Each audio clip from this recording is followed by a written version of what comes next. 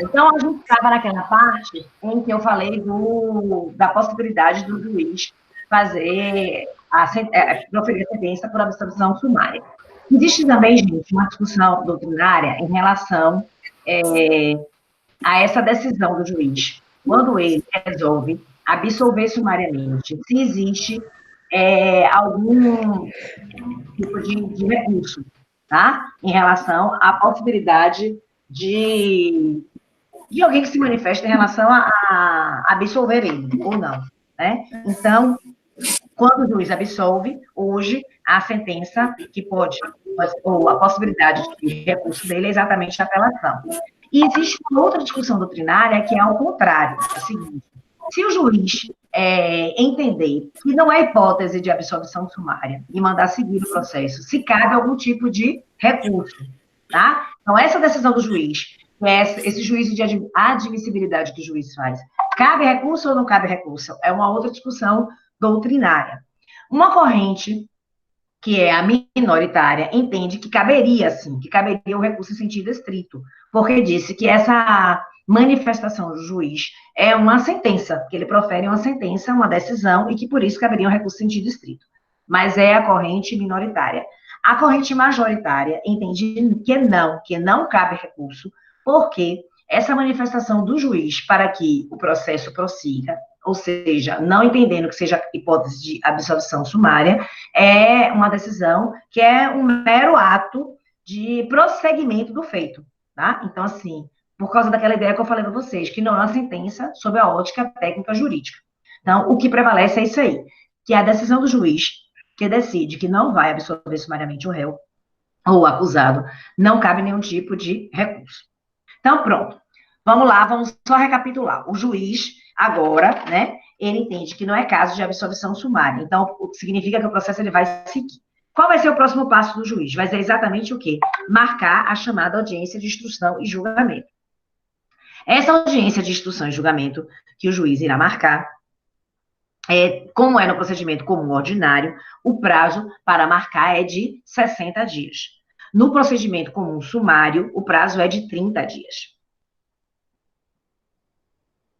E essa audiência de procedimento, de instrução e julgamento, ela também sofreu algumas alterações, né, a partir de 2008. Uma delas está em relação à figura do interrogatório do acusado. Né? O interrogatório do acusado, exatamente para atender o princípio da ampla defesa e manter a defesa técnica, ficou agora como sendo o último ato a ser realizado na audiência de instrução e julgamento. Uma outra coisa que eu já vi até gente cair em provas de concurso é exatamente a sequência das oitivas que são produzidas nessa audiência de instrução e julgamento. Ela deve ser seguida sob pena de se arguir a existência de nulidade. Então, a oitiva começa primeiro se houve o ofendido, depois as testemunhas. Como eu falei, isso tem que ser seguido. Então, houve ofendido, testemunhas, depois esclarecimento dos peritos, se houver necessidade de esclarecimento, é óbvio deles, depois a gente faz acareação, reconhecimento de pessoas e coisas, e por último, como eu falei, é o interrogatório do acusado. Então, repetindo, essa ordem não é uma ordem que é do livre-arbítrio do juiz, que deve ser seguida obrigatoriamente, sob pena de se arguir nulidade do feito, e ela deve começar com a oitiva do ofendido ou vítima, depois a gente vai para as testemunhas, depois para esclarecimento dos peritos, se o fato de per si for necessidade de esclarecimento dos peritos, depois a gente vai para a acareação, reconhecimento de pessoas e coisas, e por último, o interrogatório do acusado. Depois de feito isso, né, essa parte concluída qualquer uma dessas etapas, o juiz pode, nesse momento também, antes de concluir, dar como finda a audiência de instrução e julgamento, ele pode auferir às partes a possibilidade de solicitar a produção de algumas diligências, decorrentes do quê? Das oitivas lá, de necessidades que foram arguídas. Então, o juiz ele pode, então, abrir, né, para que as pessoas possam solicitar novas diligências nesse final da sua audiência de instrução. E aí, gente, nessa hipótese, diante dessa situação, pode surgir 3 hipóteses, né? Então, primeiro, a parte pode solicitar diligência, o juiz pode aquecer, pode concordar com a solicitação da diligência, e aí, nesse caso, as pessoas irão produzir, é óbvio, essa diligência, e depois ele vai o quê? Proferir a sua sentença no prazo de 10 dias. Nesse caso aí, gente, quando houver solicitação de diligência e ela for deferida, né, o juiz vai também abrir a possibilidade para que as pessoas elaborem chamados memoriais, né? Então, os memoriais orais, agora que foram, memoriais escritos, perdão, os memoriais escritos que foram oriundos da alteração de 2008, eles devem ser produzidos no prazo de 5 dias sucessivos, tá? E eles equivalem ao que era antes, as chamadas alegações finais, tá? Então, os memoriais, eles são memoriais escritos e são feitos no prazo de 5 dias. As outras duas possibilidades, ou o juiz indefere a solicitação de diligência, ou as partes não solicitam diligência. Nessas hipóteses aí, né, o que acontece? No finalzinho da audiência de instrução, ele vai fazer o quê? Abrir a possibilidade para chamadas alegações orais, né? Então, as partes fazem as alegações orais, sendo conferida primeiro a acusação fará durante 20 minutos, depois mais 10, depois a defesa faz a sua sustentação oral e, logo em seguida, o juiz, ele profere o quê? A sua sentença. Ok? E aí, gente, vamos dizer assim, sob a ótica mental, é assim que se prossegue toda a fase. Alguns casos que ele pode considerar também complexo, né, ele pode o quê? Não dar a sentença na hora. E aí, nessa hipótese também, ele abre a possibilidade para quê? Para os memoriais. Então, são os memoriais escritos, prazo de 5 dias, e depois ele profere a sentença. Então, a gente vai analisar os fatos agora desse procedimento comum ordinário mais detalhadamente. Então, lembrando primeiro, né, o primeiro ato de ajuizamento da ação, via de regra, ação penal pública condicionada, e vai ser o quê? A denúncia. O juiz, ele vai analisar o quê? Aquelas possibilidades da denúncia, né? Se é denúncia inepta, se existem as excludentes se existe os pressupostos processuais, condições da ação e presença de justa causa.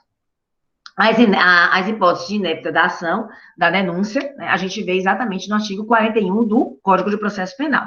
Artigo 41 ou a parte doutrinária, tá? Aqueles requisitos da parte doutrinária, como a assinatura do promotor, a assinatura do juiz, tá? Bom, a parte depois disso, ele vai verificar se houve o quê? Se a hipótese de rejeição liminar. Não há hipótese de rejeição, ele vai aceitar, ele vai para o quê? Receber esse documento.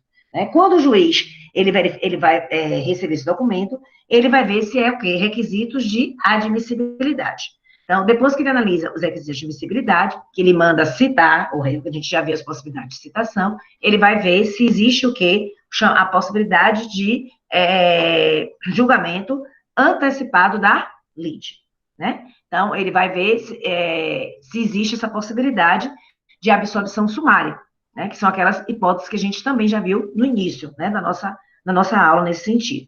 O que eu quero chamar a atenção é que essa citação, né, do acusado, que eu já falei, aliás, em relação à prescrição, e também eu quero chamar a atenção em relação à possibilidade, em relação ao que é, Kátia, que eu falei? Em relação às testemunhas. Quando ele for chamado para poder prestar as suas testemunhas, que é a fase de resposta do réu de 10 dias, essa fase, ele deverá alegar tudo, né, juntar documentos, alegar tudo que o seu favor e arrolar as testemunhas. No procedimento comum ordinário, essas testemunhas, elas são no número de 8 pessoas, né? No procedimento sumário, são 5. Então, no procedimento comum ordinário, estou repetindo, são 8 testemunhas, e no procedimento sumário são 5. Essas 8 testemunhas do procedimento comum ordinário, elas não são computadas como testemunhas. Os peritos, né, nesse sentido, são excluídos, as testemunhas que não podem prestar depoimento também. Então, são 8 testemunhas, fora os peritos, né, que também o depoimento deles é uma testemunha, mas não é contado como testemunha, e também a possibilidade de as pessoas que não prestam depoimento, as testemunhas que não prestam depoimento. Uma outra coisa, se o indivíduo, por acaso, ele for devidamente citado e ele não comparece e também não constitui advogado, o que acontece? O juiz, obrigatoriamente, ele vai ter que constituir um advogado dativo, né, ou um defensor público. Por quê? Porque a necessidade de defesa técnica é obrigatória, sob pena de nulidade absoluta do feito. Então, seja, né, mesmo que o indivíduo não compareça ou não apresente a advogado, né, ele vai ter que o quê? Ter que ter uma defesa técnica. É um requisito formal, obrigatório, sob pena de nulidade. E aí, o que o juiz faz? Ele nomeia um advogado e dá andamento ao processo. Deixa eu virar só aqui o código para o lado de cá, que aqui eu não estou conseguindo visualizar direito, certo? Bom, quando o juiz verificou que não é hipótese de absolvição sumária do processo, ele vai mandar o quê? Citar as partes, não é isso? Quem é que deve ser intimado, né? Então, ele vai intimar o Ministério Público ou o querelante, se for ação privada, né? Ele vai também intimar, né, o ofendido, para que ele tenha ciência, e o assistente da acusação, caso tenha assistente de acusação. Tá? Há uma discussão doutrinária, mas que já foi pacificada, havia, na verdade, se o ofendido ele precisava ser intimado nos atos. Hoje se entende que sim, mesmo que ele tenha advogado, porque é um direito dele saber, por exemplo, a data que vai ocorrer a chamada audiência de instrução e julgamento. Eu coloquei aqui vídeo o artigo 201, parágrafo 2º do CPP, que trata exatamente dessa parte que eu estou dizendo, que o ofendido, ele deverá ser devidamente notificado da data da audiência de instrução e julgamento, ainda que ele tenha advogado. Uma outra discussão que eu vejo doutrinária é uma impropriedade referente ao artigo 399 do CP, né? Ele diz assim, o 399, recebida a denúncia ou queixa, o juiz designará dia e hora para a audiência, ordenando a intimação do acusado, do seu defensor, do... Professora? Oi. A senhora pode repetir o artigo, por favor? Agora, que eu falei, 399? Sim. Ou... Não, o outro, 401 ou foi 201? Foi 201, parágrafo 2º do CPP. Tá? Obrigado. Tá. Esse 201, parágrafo 2º é aquele que fala da necessidade do ofendido tomar ciência da data da sua audiência de instrução e julgamento, mesmo que ele tenha advogado, certo? Pronto, valeu. Pronto. O 399, que eu estou falando agora, que eu estou lendo agora, ele fala, a doutrina, ela critica a redação desse 399, porque ele diz assim, o juiz, na verdade, o CPP, ao dizer que, recebida a denúncia ou a queixa, o juiz designará dia e hora para a audiência, na verdade, ele está se referindo ao momento seguinte, né, à apresentação da resposta do acusado, né, quando o juiz detectar não ser hipótese de que se autorize a absolvição sumária. Então, a gente já viu, o juiz ele só vai marcar, gente, a data de audiência, de instrução e julgamento, óbvio, depois que o quê? Que ele verificar que não é hipótese de absolvição sumária. Lembram?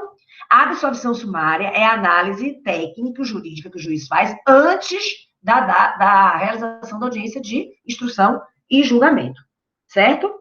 Lembrando também que essa audiência de instrução e julgamento, como a audiência, se a ação, a gente está falando de procedimento como ordinário, o prazo é de 60 dias, tá? A partir da data do despacho do magistrado, certo?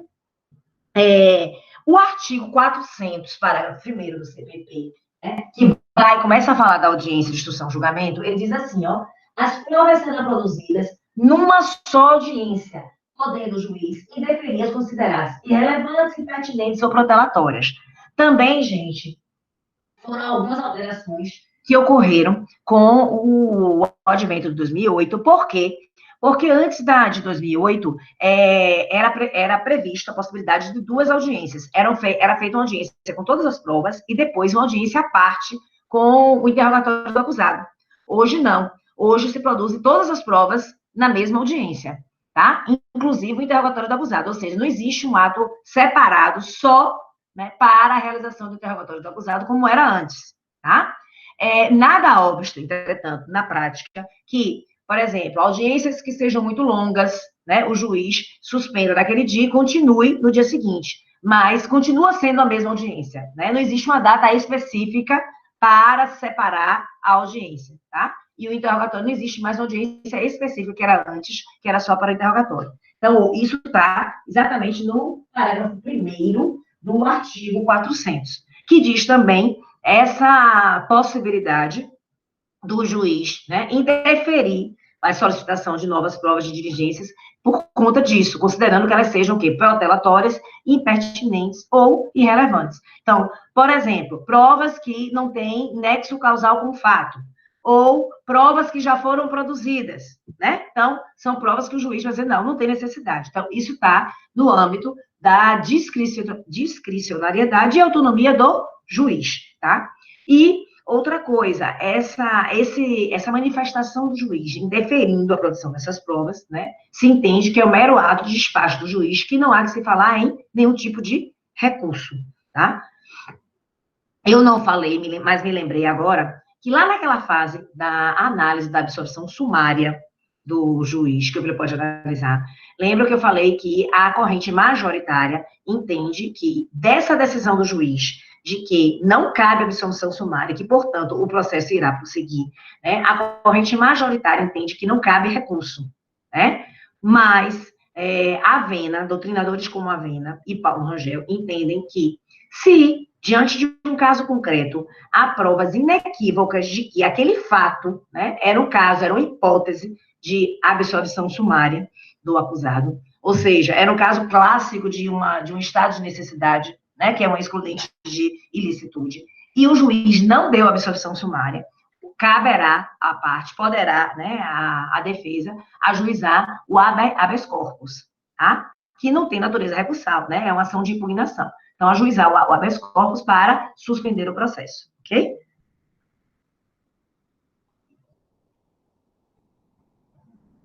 Nesse artigo 400, voltando a ele, no parágrafo 1º, quando ele fala das provas, ele faz uma referência às chamadas provas orais, né? E lembrar que as provas orais que estão na audiência, instrução e julgamento são o quê?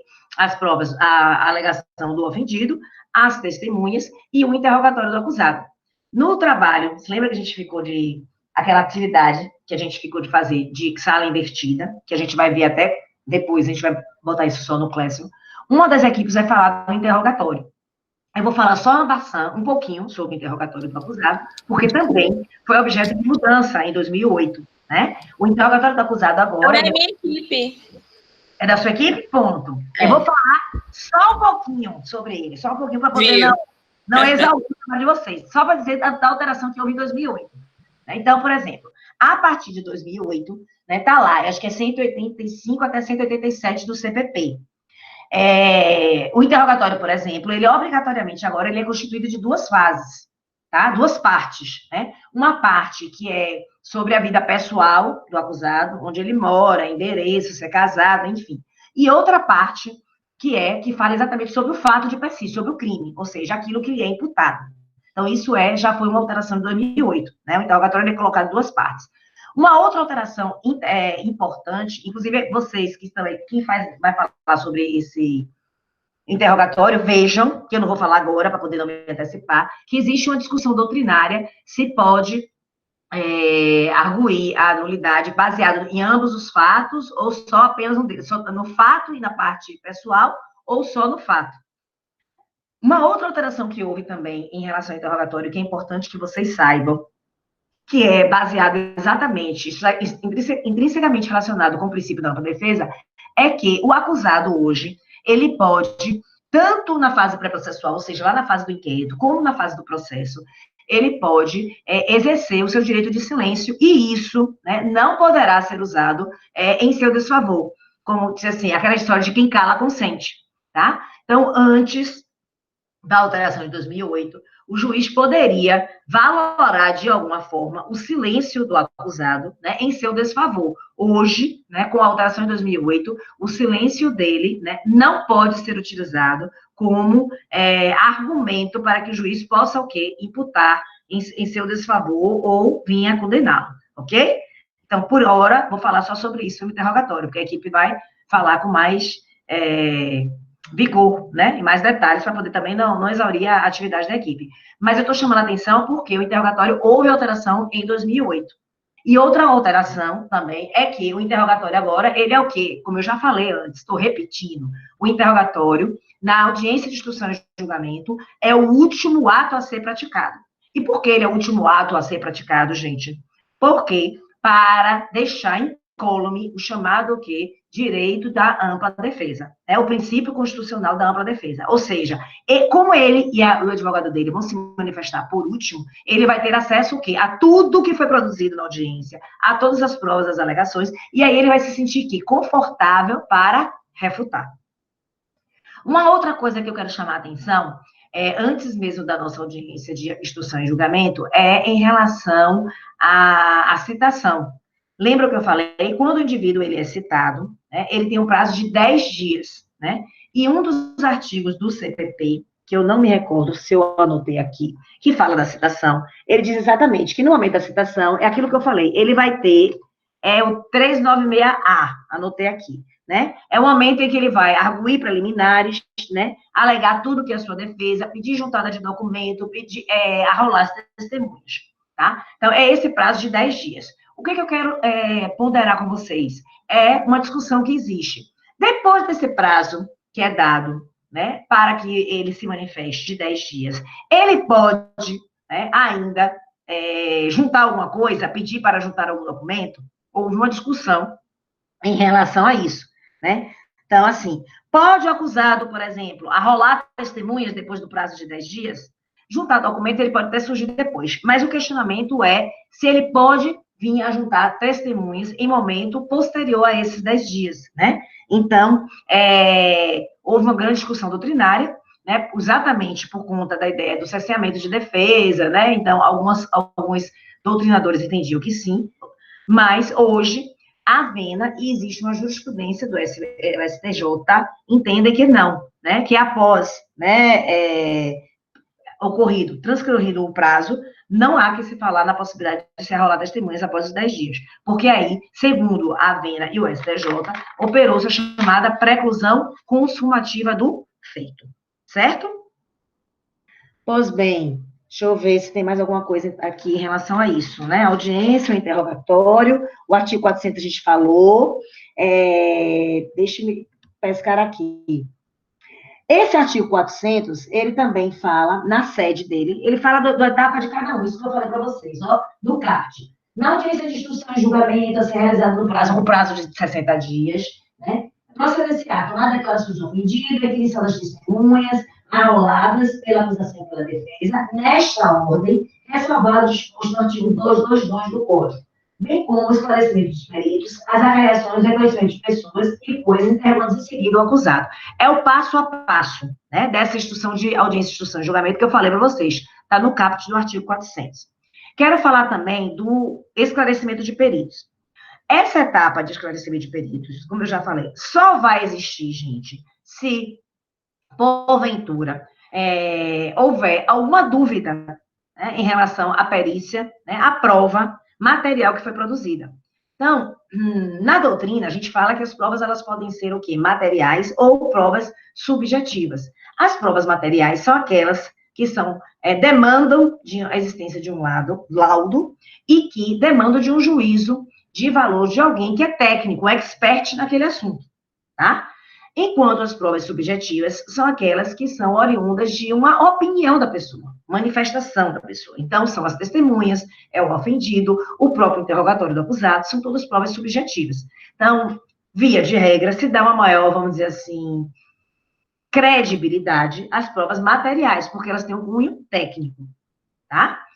Então, às vezes, o laudo, ele não é muito claro, ou ele não responde suficientemente às perguntas que podem acontecer. Por exemplo, eu tive um caso em que uma criança foi vítima de estupro, e foi feito o laudo e tudo mais, e na audiência, o juiz pediu, né, a presença do perito, e porque ele queria saber, a defesa alegava que aquela criança, na verdade, ela tinha caído, e que, por isso, ela estava sangrando, né, a hemorragia que ela estava tendo não foi oriunda de um estupro, tá?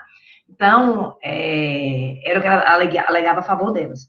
E aí, o juiz perguntou para o perito se poderia, né, aquele sangramento que aquela criança estava tendo, aquela hemorragia, que gerou, inclusive, uma cirurgia plástica na criança, para poder estancar o sangue e refazer a vagina da criança, se aquilo ali, aquela hemorragia, poderia ser oriunda, por exemplo, de uma queda, como a defesa estava alegando, que ela tinha caído em um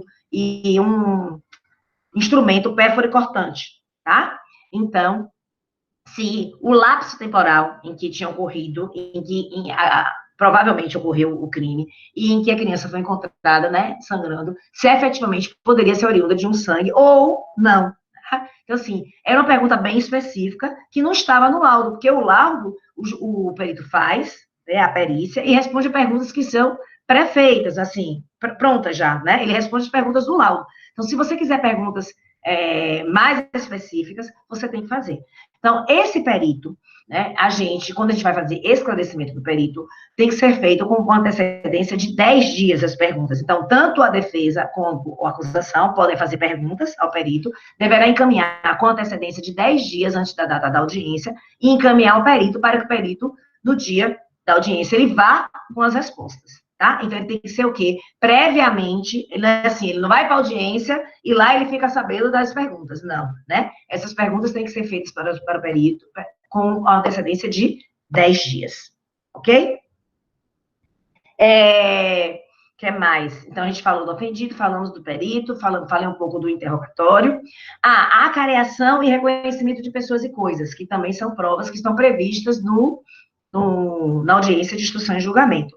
Tanto a acareação, gente, como o reconhecimento de pessoas e coisas, são provas que são produzidas e que tem um procedimento, um rito procedimental próprio, que está previsto no nosso CTP também. Eu não anotei aqui quais são os artigos dessas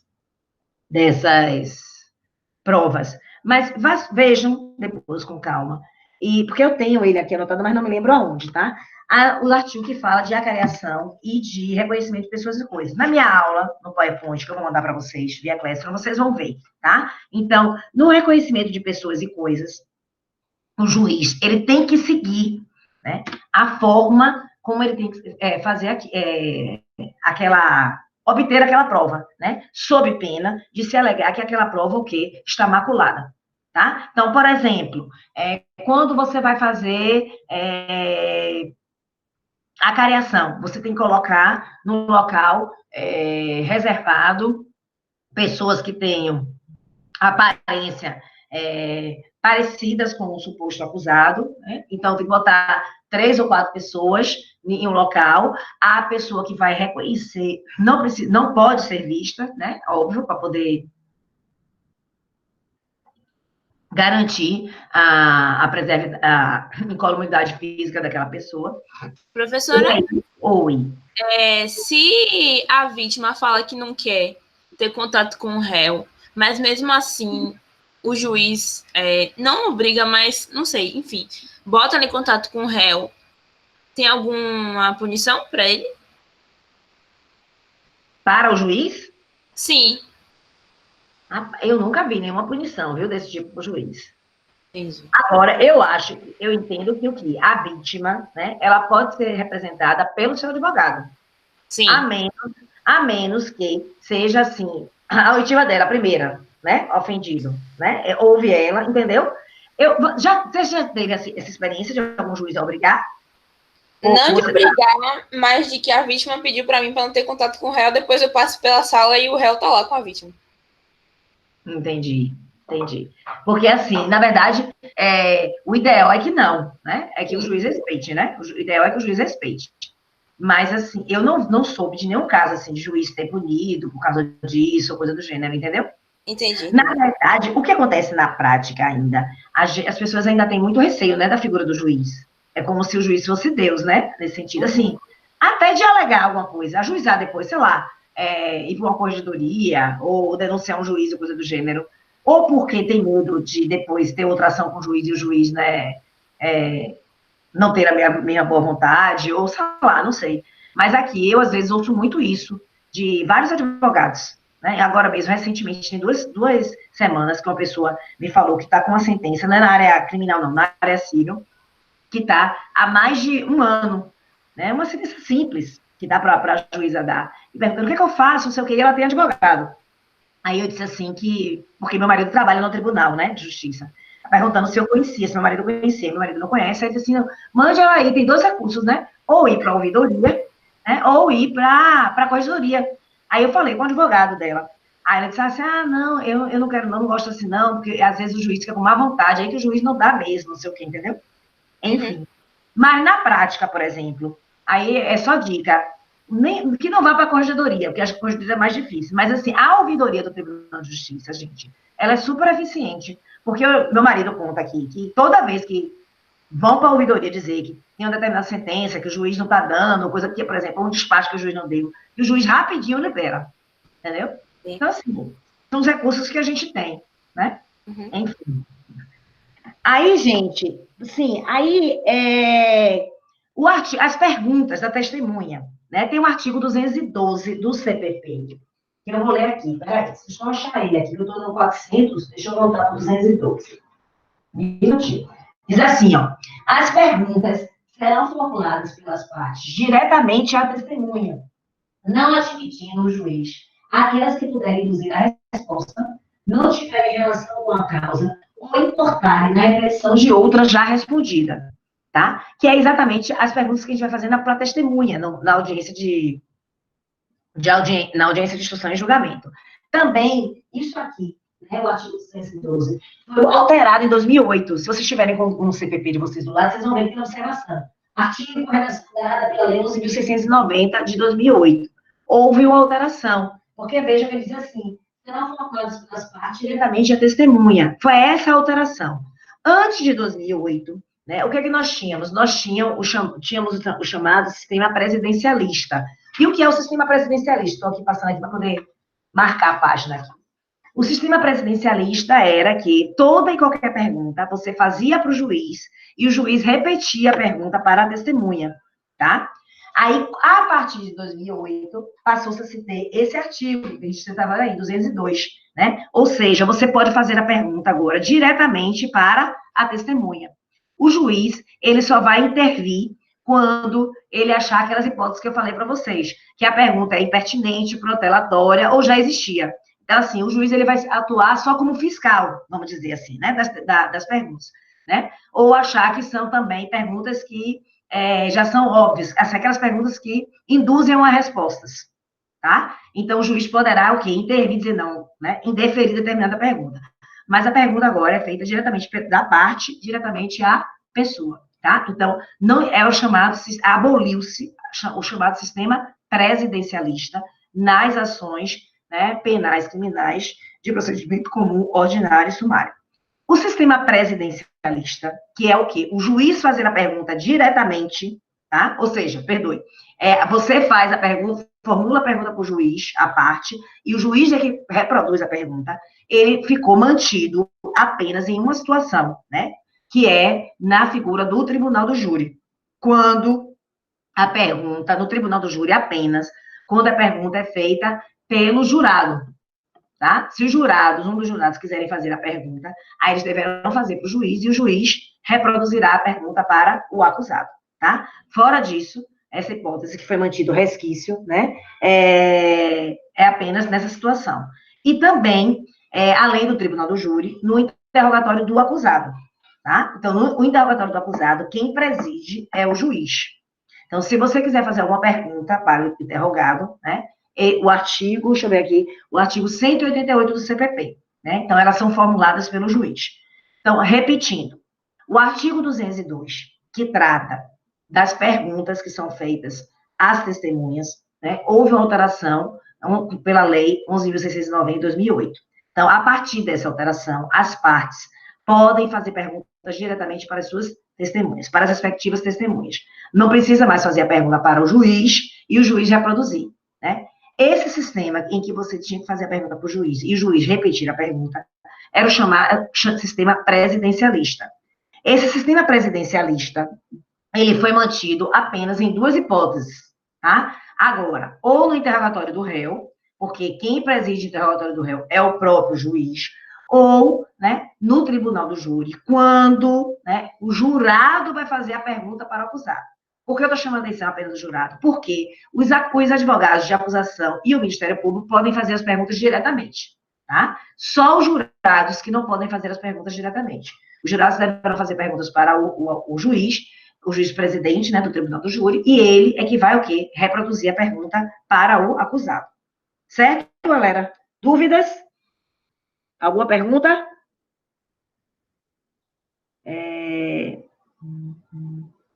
Tem um questionamento que eu fiz aqui, que é em relação aqui. Tem uma pergunta que eu botei aqui. É lícita qualquer das partes proceder à desistência unilateral de testemunha que já foi arrolada? Então, assim, eu coloquei, se lembra que na resposta do acusado, na citação do réu, naquele prazo de 10 dias, ele tem o que é o momento em que ele vai arrolar sua testemunha. E falamos também que o STJ e doutrinadores como a Pena entendem que depois desse prazo de 10 dias não se pode mais arrolar testemunha. Aí, o que é que eu estou perguntando aqui? Se é possível, né, depois dessa testemunha já ter sido arrolada, eu, né, desistir da testemunha, se é possível ou não. O artigo 401, parágrafo 2º do CPP, diz que sim, né, a parte poderá desistir de inquisição de qualquer das testemunhas arroladas, ressalvado o disposto no artigo 209, tá? Existe uma corrente minoritária que diz que, para essa desistência, deveria, né, a parte contrária, ou seja, a defesa, se manifestar, ou seja, só poderia eu, como acusação, desistir da minha testemunha se a defesa concordasse. Por quê? Porque aquela testemunha poderia ser, eu poderia querer aquela testemunha e não arrolei porque ela já tinha sido arrolada pela acusação. Mas é uma corrente minoritária, né? A corrente majoritária e os tribunais superiores têm entendido que sim, que permanece o que está no artigo 401, parágrafo 2º do CPP, ou seja, você pode desistir unilateralmente da testemunha, sem que a parte contrária, ou seja, a defesa, tenha que o quê? Aquecer. E que isso, em nenhum momento, é o quê? Cerceamento de defesa, tá? Então, aí a gente fala da parte das testemunhas. Falei do esclarecimento dos peritos, a acareação achei aqui, artigo 1229, já falei das acareações, né? E falei também, né, que quando acaba, no finalzinho da instrução, o juiz, ele pode deferir aquela possibilidade das diligências, né, de solicitação de diligências. E que aí, se efetivamente ele aceitar que essas diligências sejam feitas, vai abrir aquele prazo de 5 dias para chamados memoriais escritos. Esses memoriais escritos, eles equivalem ao quê? Às alegações, né? Às antigas alegações finais. Os memoriais escritos, uma pergunta que se fazia era se os memoriais escritos, eles eram obrigatórios, né? Se eles são realmente obrigatórios ou não, tá? E há uma discussão doutrinária em relação a isso, gente. Porque diz assim, em relação a que se analisar, se é em relação à defesa e em relação à acusação.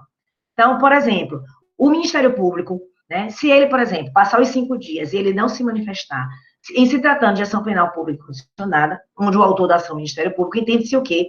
Que não é necessário, que não existe nenhuma irregularidade do Ministério Público não se manifestar. Por quê? Se entende que, se o Ministério Público não se manifestou, é porque ele achou que tudo que já foi produzido lá na audiência de instrução e julgamento já foi sanado, tá?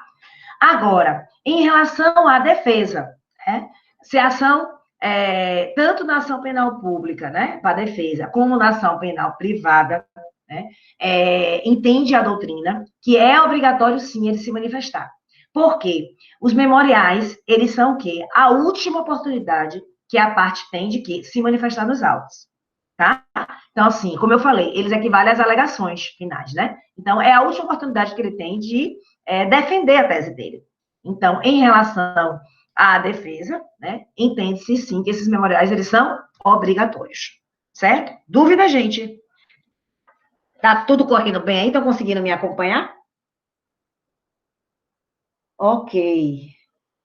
Sim, Pro.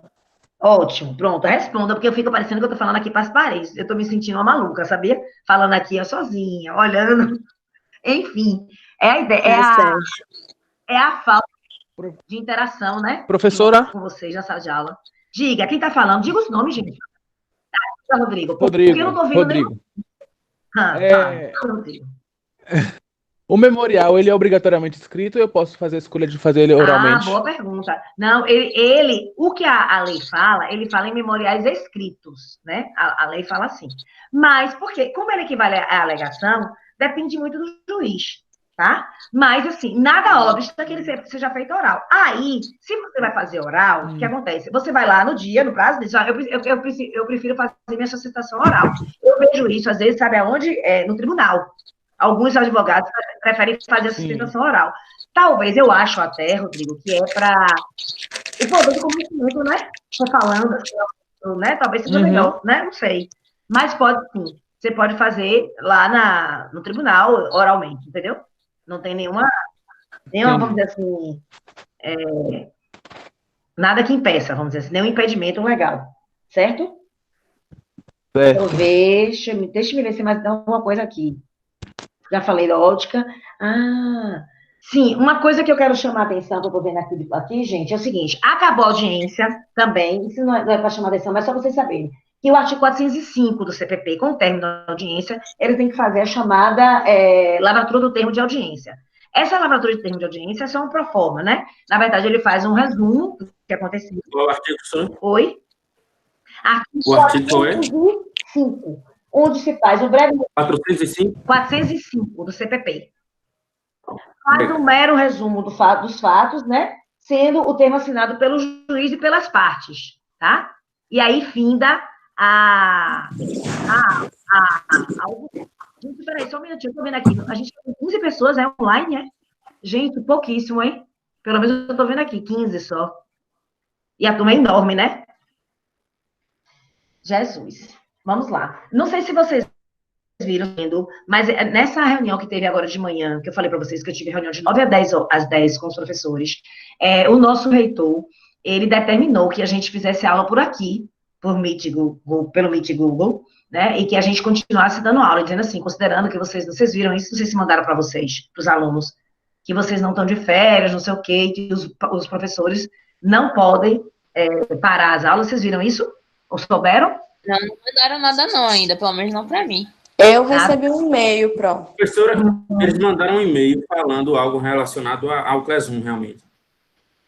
Acho que sobre a continuação das aulas através do Classroom, algo assim. Foi. Sim, eu também recebi esse e-mail. Então, ó, eu recebi ontem de noite esse e-mail e eles convocaram a gente por essa mesma metodologia, né? O Meet Google, hoje a reunião foi 9 horas que a gente participou da reunião. E aí eles disseram isso. E aí eu tenho no e-mail que eu recebi, tem a assinatura do reitor dizendo isso, que a gente tem que dar... Eu estou falando isso porque eu estou vendo que só tem 15 alunos online. Aí eu estou preocupada, porque nossa turma são, acho que 60 Professora, alunos. muita gente também não entrou no grupo. No grupo do WhatsApp. Do acho que só tem... né, que você tá falando. Isso, e aí eu acho que elas não ficaram sabendo dessa aula aqui. Porque a gente usou o grupo do WhatsApp para divulgar, não foi? Para avisar, para comunicar. Eu acho que muita gente não tá nesse grupo do WhatsApp também, porque a turma é muito cheia. Mas também tem gente que tá achando que vai ficar gravada para assistir mais tarde, ou sei lá, né? Não sei. Também. Ô, Rodrigo, eu botei aqui a opção gravando, tá? Eu não sei como é que vai ficar, né? Depois eu acho que fica no meu drive, se estiver gravando efetivamente, porque eu tô fazendo pela primeira vez, eu não tive curso disso, gente, nada. Tanto que eu tava tentando mostrar o PowerPoint para vocês aqui, que deve ter esse recurso, só que eu não sei. Aí eu vou, depois que acabar, que a gente puder, né, sair, né, de casa, enfim. Aí eu vou procurar para poder aprender a fazer isso pro Meet Google, porque eu nem sabia que existia esse recurso, na verdade. Mas aí eu tô aqui gravando, quando acabar eu vou ver se está no Drive, e eu vou gravar de novo a aula no Facebook, sabe? Sim. Porque, como eu falei para vocês, eu gostei de parar no Facebook, eu estava olhando para aqui e para lá, estava muito doido. Aí eu vou gravar, desculpe, no Facebook e vou disponibilizar de novo. Enfim, porque efetivamente, veja só, foram 15 dias, né, de suspensão. Só que a gente não sabe, né, se vai ter mais tempo ou não. Então, é verdade, a vida tem que correr, a gente tem que ir partir para esses recursos, né? Pois bem, gente, uma outra coisa que eu coloquei aqui, que é uma polêmica, eu coloquei assim, a polêmica em torno da suspensão condicional do processo, tá? O artigo 89 da Lei 9.099 de 95, que é a lei dos juizados especiais, que fala do procedimento sumaríssimo, ele diz assim, né? Nos crimes em que a pena mínima seja igual ou menor que 1 ano, estou lendo o artigo, tá? Nos crimes em que a pena mínima seja igual ou menor que 1 ano, o Ministério Público né, ao oferecer a denúncia, poderá propor suspensão do processo, tá? Que pode ser por 2 até 4 anos, tá? A Lei 11.719, desculpe, de 2008, quando alterou, né, o nosso CPP, né, surgiu uma controvérsia em relação a essa suspensão. Porque o interrogatório do acusado, né, na maior parte dos ritos, né, foi relegado ao quê? A um momento posterior à oitiva do ofendido e das testemunhas. Lembra que eu falei que com a alteração em 2008, o interrogatório do acusado, porque antes era assim, oitiva do ofendido, depois vinha a oitiva do acusado, antes de 2008. Agora, como eu falei para vocês, ele passou a ser o último, né? Então, aí surgiu essa polêmica em relação ao quê? Qual é o momento processual, em se tratando de audiência de instrução e julgamento, para se promover, né, a suspensão condicional do processo, tá? Considerando que a oitiva do ofendido agora é a última. Existem 3 correntes doutrinárias, tá? Uma corrente doutrinária que diz que essa suspensão deve ser logo após a produção das provas orais, ou seja, depois de ouvido o ofendido, as testemunhas e o perito. Ou seja, o juiz inicia a audiência de instrução e julgamento, promove essas provas orais e depois suspende o processo, tá? É uma corrente doutrinária. A outra corrente doutrinária diz que não, né? Diz que seria a primeira providência que o juiz deveria tomar, antes mesmo de ouvir, ou seja, ele abre a audiência, né? E antes de promover qualquer oitiva, ele deveria comunicar, né? A comunicação. Ou comunicar, a comunicação ficou péssimo. Comunicar a suspensão do processo. A terceira corrente doutrinária diz que deveria ser feita após a citação e antes da audiência, né? De instrução e julgamento. Que deveria se promover um ato próprio só para suspender a audiência de instrução e julgamento. E que nenhum ato seria feito. Existem coisas favoráveis, né, e desfavoráveis em relação a isso. Quais são as coisas que são favoráveis, né? A coisa favorável é que, se a gente fizesse, por exemplo, ouvisse pelo menos as testemunhas, os acusados, a produção das provas orais e depois suspendesse, já poderia o quê? No momento em que voltasse ao processo, essas provas já teriam sido produzidas, então adiantava o processo, né? O inconveniente é que as pessoas, de qualquer forma, iriam, né, para a audiência, chegar lá e iam ser surpreendidas com a ideia de que a audiência tinha sido suspensa, tá? A corrente doutrinária que prevalece é essa última, ou seja, antes não se promove a audiência de instrução e julgamento, e antes mesmo dela deveria ser feito um ato próprio, né? Chamam-se as pessoas e diz, a audiência, porque o advogado solicitou, vai ser suspensa. Então, se tiver que ser suspensa, hoje em dia, né, é suspensa antes da realização da audiência de instrução e julgamento. A corrente majoritária, ok? Pois bem, aí, gente, a gente finda o procedimento comum ordinário, tá? E eu vou mandar, fiquem tranquilos, que eu vou mandar via Classroom a minha aula de PowerPoint, que até ontem eu estava terminando, concluindo, porque eu não tinha ela toda, e ela tá direitinha, tá com todos essas ponderações. Eu vou mandar a aula, e depois eu vou ver se eu acho alguma questão, né, para que vocês façam. Eu vou postar no Classroom, tá? Algum exercício, atividade para vocês postarem. Dúvidas? Não. Então, vamos Não, adiante. tranquilo. Não, tranquilo. Beleza, amigos. Lindos, maravilhosos. Vamos lá. Então, eu vou falar só um pouquinho hoje, vamos falar do procedimento comum sumário, que é super rápido. A gente conclui o procedimento comum sumário hoje, e na próxima aula, a gente vai falar já do sumaríssimo, certo? Só recapitulando, em relação ao que a gente já viu. O procedimento, ele pode ser comum ou pode ser especial. O procedimento comum, ele pode ser de 3 formas: ordinário, sumário ou sumaríssimo. Vimos que, com a alteração do nosso CPP em 2008, né, essa divisão entre procedimento comum, sumário, ordinário, sumário e sumaríssimo, ela é feita levando em consideração que a pena máxima em abstrato do crime que é imputado ao acusado. Que o procedimento comum ordinário, né, ele para aquele quando a pena é o quê? A pena é igual ou maior que 4 anos. Será sumário quando é menor que 4 anos.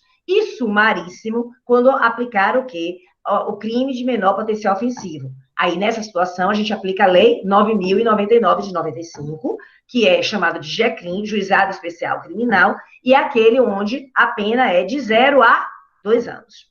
A gente acabou de ver hoje o quê? Todo o rito procedimental do procedimento comum ordinário.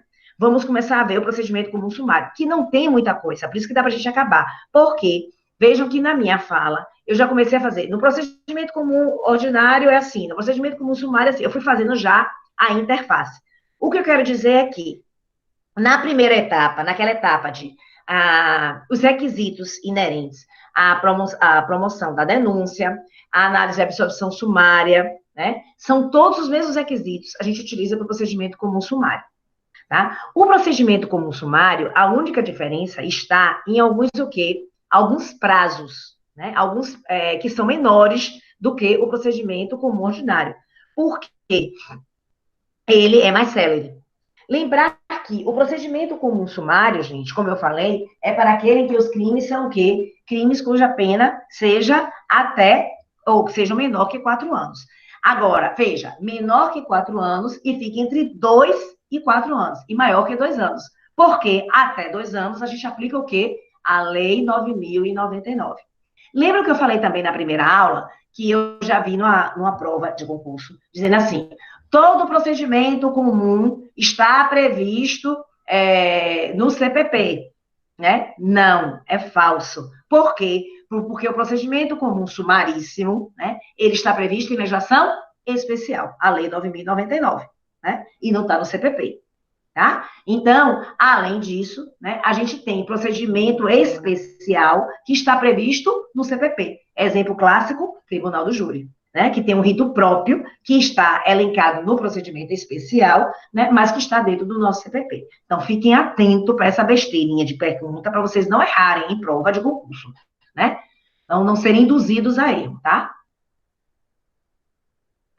Pois bem, então, o procedimento comum sumário, ele vai começar com o quê? Com a existência de uma denúncia ou de uma queixa-crime. O que é que o juiz vai analisar? Se ele vai receber ou não essa denúncia ou queixa-crime.